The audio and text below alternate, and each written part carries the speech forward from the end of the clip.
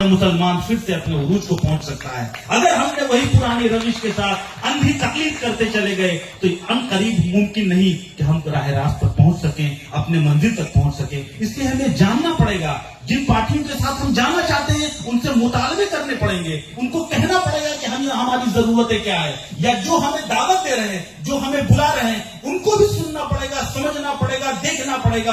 अंधी तकलीफ का दौर खत्म करना पड़ेगा। चाहे वो मैं हूं, आप हो, कोई हो, अगर रहबरी का दावा करते हैं तो खुद को साबित करिए, अपने नजरिए को साबित करें, अपने नजरिए को रखें, हमें बताएं कि आप हुकूमत में आएंगे तो हमें क्या देंगे, हमें समझाएं कि हमें आपके साथ क्यों जाना चाहिए, क्यों मैं अपनी अगली नस्लों का मुकद्दर आपके हाथ में रख दूं।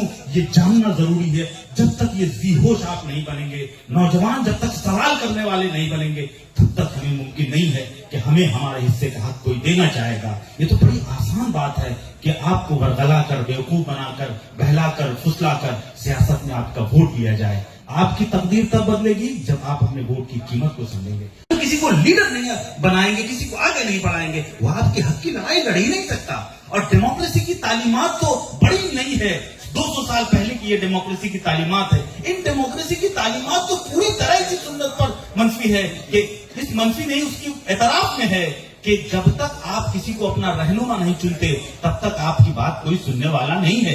एक आदमी जो कल तक आपके सफों में आपके साथ बैठ रहा था, वो आज अगर एमपी बन गया है तो उसकी ताकत ऐसी हो गई है कि डीएम और एसपी उसके घर पर आकर दस्तक देते हैं, उसकी बातें सुनते हैं, उसके खिलाफ कोई कदम नहीं उठा सकते जिले के अंदर। और हमने अपने रहनुमाओं को चुनना बंद कर दिया है। हालात देखिए, इस बिहार के अंदर तकरीबन 10.25 करोड़ बिहारी हैं। उस 10.25 करोड़ में 2.5 करोड़ से ज्यादा सिर्फ मुसलमान है, 2.5 करोड़ से ज्यादा सिर्फ मुसलमान है, यानी 18% मुसलमान सिर्फ बिहार के अंदर है।